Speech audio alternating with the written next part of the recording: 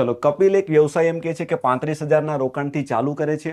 5 મહિના બાદ સુનિલ કેટલાક રોકાણ સાથે જોડાય છે. 1 વર્ષ બાદ નફો 2:3ના ગુણોત્તરમાં વેચાય છે. તો સુનિલે કેટલું રોકાણ કર્યું હશે?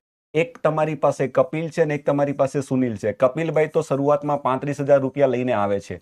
સુનિલભાઈ કેટલા લઈને આવે છે ખબર નથી, તો ધારી લઈએ કે ભાઈ સુનિલભાઈ શરૂઆતમાં X રૂપિયા લઈને આવે છે. હવે આ ભાઈ શરૂઆતમાં આવે છે તો આના પૈસા તો પૂરા 12 મહિના ધંધામાં રોકાયેલા રહેશે, અને આ ભાઈ 5 મહિના પછી આવે છે એટલે આના પૈસા કેટલા બાકીના 7 મહિના માટે ધંધામાં રોકાયેલા હશે. હવે તમે જાણો છો કે આ બંનેનો જે ગુણોત્તર હશે એ જ કોનો થશે? તો એ જ આપણો નફાનો ગુણોત્તર થશે. તો નફાનો ગુણોત્તર આવશે 2/3. બરાબર. ચલો, સામે સામેથી કાપાકૂપી કરો એટલે લગભગ મારા હિસાબે ખેલ પતી જશે. સરળ છે.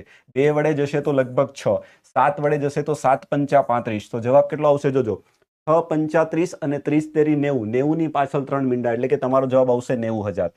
બીજી એક વસ્તુ તમે નોટિસ કરો, જે વસ્તુ તમે લોકોએ પીએસઆઈના પેપરમાં જોયેલી કે દરેક સવાલની અંદર એમણે એક ઓપ્શન રાખેલો છે, ઉપરોક્ત પૈકી એક પણ નહીં. એટલે એવું દર્શાવે છે કે તમારે પ્રશ્નને ઇજ્જતથી ગણીને છેલ્લે સુધી લડવું પડશે. એકમના અંકનો, ગુણકનો એ બધો ઉપયોગ કરવામાં ઘણું બધું રિસ્ક રહેલું છે, તમે બધા જાણો છો. એટલે હું માનું છું ત્યાં સુધી પ્રોપર ગણતરી કરજો. બરાબર. ચલો. કપિલ એક ધંધામાં 35,000ના રોકાણ સાથે ધંધો શરૂ કરે છે. 5 મહિના પછી સુનિલ અમુક રોકાણ સાથે જોડાય છે. વર્ષ પછી નફો 2 અને 3ના ગુણોત્તરમાં વેચાય છે. તો શૂન્યનું રોકાણ કેટલું? કેનું? શૂન્યનું. આ મારો કપિલ છે અને આ મારો શૂન્યો છે. શૂન્યો નથી, શર્મા છે, કપિલ શર્મા. બરાબર છે. કપિલ કેટલા રૂપિયા રોકે છે? 35,000. ધંધો કેટલો સમય ચાલે છે? 1 વર્ષ. એટલે કપિલનું રોકાણ થયું 12 મહિના. ડન છે. હવે લઈએ શૂન્યો. કેટલું રોકાણ એટલે ક્વેશ્ચન માર્ક. શૂન્યો ક્યારે આવ્યો?